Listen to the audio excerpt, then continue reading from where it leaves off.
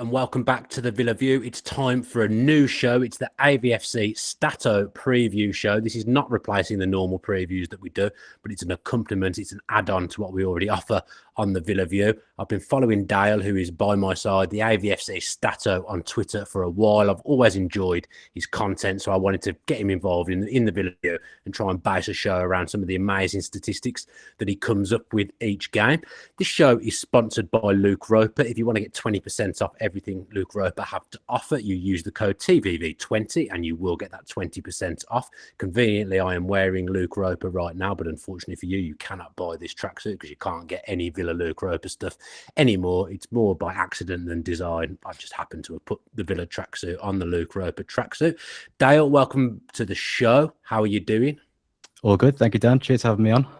Yeah, as I say, I've been loving your stuff for a while now. You always come up with such niche things. So what we're doing is we're trying to break the show down into 3 sections. So we'll have current season, where Dale's going to provide me with a couple of stats from Villa for this season so far in relation to the game. We're then going to look at a couple of things around the opponent, which this week is Southampton. And then we'll finish every week with Peak Villa, because there's always something you see on AVFC STATTO that you think, that's just Peak Villa. You know that's going to cause us trouble going into the game. So each week, each fixture, we'll look at that. So Dale, we'll start with the current season. And the first stat that you've come up with is that Villa have not won 3 Premier League away games in a row since the first 3 games of the 2020-2021 season, when Dean Smith guided Villa to wins over Fulham, Leicester and Arsenal away from home. But from what you were saying to me before we came on, we have done it a couple of times in terms of winning 2 in a row, but we haven't won many back-to-back away games in the last few years, have we? No, I think we've won 20 away games since promotion, which is not great. Is that it? I think that's it. But yeah, we won back-to-back away games twice. So once under Dean Smith when we beat Wolves and West Brom back-to-back, which are good games to win, I guess. And then once under Steven Gerrard when we beat Brighton and Leeds away. So yeah, they've been pretty scarce. Yeah, not that 20 across. Is that 3.5 years back in the Prem now? That feels very low. 20 games. That's absolutely ridiculous. But sorry, 23. 23. I mean, it's not much better, is it? No, it's not better. Yeah. That's not very good at all. I knew we hadn't been great away from home, but I didn't realise it was that desperate. So obviously, Unai Emery's won his first 2 away games, 2 great wins as well, going to Brighton and going to Spurs. Not many teams will go to those 2 and pick up 6 points, in particular Brighton, because they're going very well at home this season. So Southampton away, decent chance for us to get that 3rd win. But although I think I'm right in saying we went to Southampton and lost last year 1-0, didn't we, under Dean Smith in what was a dreadful game, if I recall. But Southampton have picked up a little bit.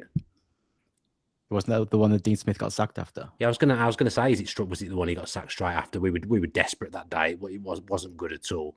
But they have picked up. It was Armstrong scored one of his only goals of the season, didn't he?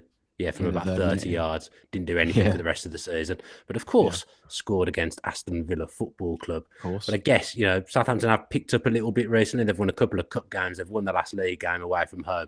But I think I'm right in saying, well, no, I will be right in saying Nathan Jones hasn't won a home game yet as Southampton manager. He won't have had too many home games, but this is his chance to get off the mark, and also a chance for Villa to win 3 in a row. This next stat is not good at all, Dale. This is Aston Villa's 3rd Premier League game against a side starting the day at the bottom of the table this season, with Villa so far winless in their previous 2, losing 1-0 at home to West Ham and that 1-1 draw at Nottingham Forest, where Ashley Young scored a rocket. But I guess the good thing for us is that we're a different team then. Sorry, we're a different team now to what we were then. Yep, and different manager too. Yeah. I think the way Emery plays is a lot different to Gerrard's sort of style of play. I think with Gerrard, we were it's very difficult to break teams down. We would just defend. We didn't have as of any movement at all up front. And I think with Emery, hopefully with Emery playing that 4-4-2 formation, potentially we could see some improvements in that category going forward.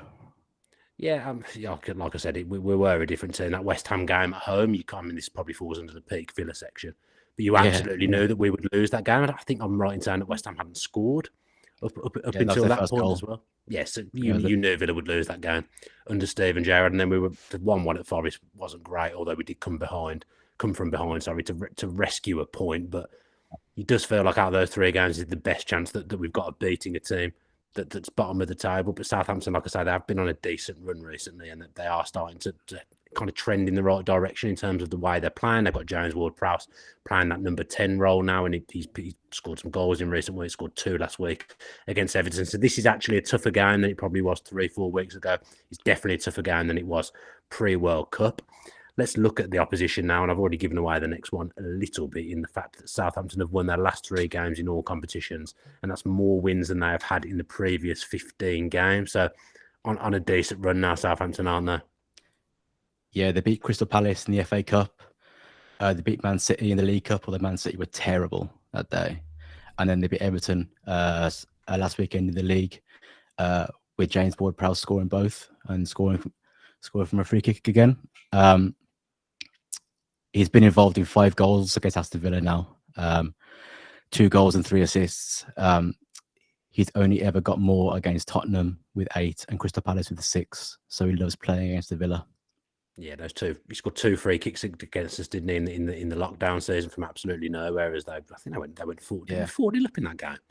Southampton as well. They definitely went 3-0 up or 4-0 up in that game. They won 4-3. Yeah, was that the 4-3 one? That was the 4-3 one, wasn't it? Yeah. I feel pretty confident they went 4-0 up. Obviously, the departing Danny Ings scored that day as well. Yeah. But Southampton, despite the fact that Villa did lose their last season, they've lost their last 2 Premier League matches against us.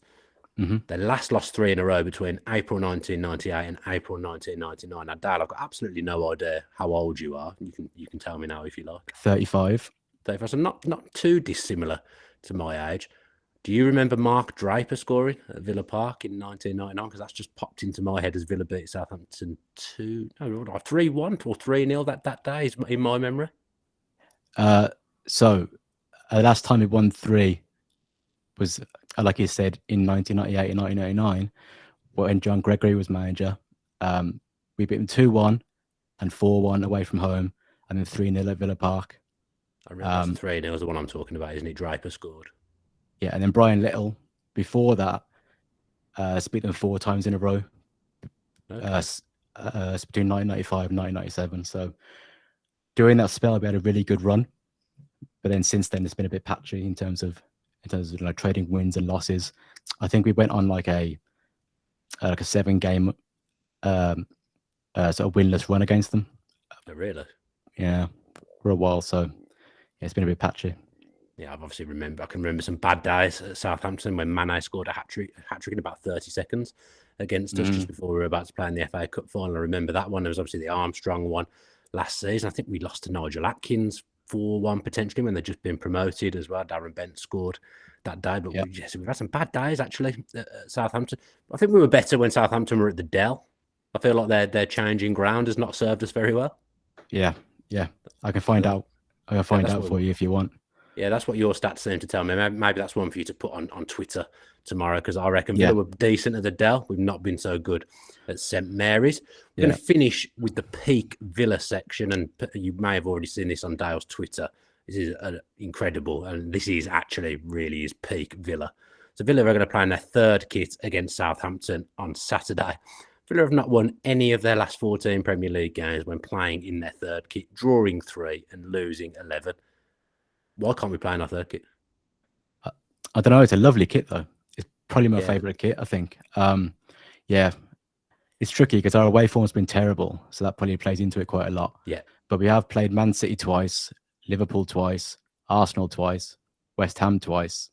We lost all of those games, and then we lost to Burnley, Crystal Palace, Southampton, and Brentford as well. And we drew against West Ham, Chelsea, and Leeds. So, yeah, no wins. It's not good. Is the last win in a 3rd kit the green one against Burnley? Yep. God, what year was that? Was that 2020? First day of 2020? Yep. So my birthday. Well, happy birthday! Yeah. It's recently been your birthday, so happy birthday for this month. You. That's feels like, I know we haven't worn the 3rd kit loads of times, but 14 times is a fair amount since then to have not won a game since New Year's Day in your 3rd kit 2020. That is peak Villa. That's what we're here to do. That's what we're here to talk about. Every week you'll find something that's peak Villa, and I guarantee every week you will find something that's peak Villa because you've tweeted loads in the past, and I remember replying to you numerous times that peak Villa. I remember the Watford game at home last season. You came up with all these stats. Roy Hodgson hadn't done this. Roy Hodgson hadn't done that. Watford hadn't done this. They came every to the week park and won 1-0. There is always something, isn't there, with Villa? Every week without fail. And my mentions on Twitter, they just never stop. No, never stop. They wouldn't do. No. So where can people find you on Twitter for those who aren't aware of your work, Dad? Because as I say, I've been tracking you for a while, and I always enjoy your stuff in the lead up to a match day, which is completely why I wanted to do this. Yeah. So on Twitter, I'm AVFC STATTO. On Instagram, I'm AVFC_STATTO, and that's basically where you'll find me. You've been doing some YouTube stuff as well, haven't you? I'm trying to do some YouTube stuff, yeah, but I'm doing some watch-alongs for the games. So I'll be doing one for Southampton on Saturday as well. So yeah, if you want to come and join me, go and have a chat.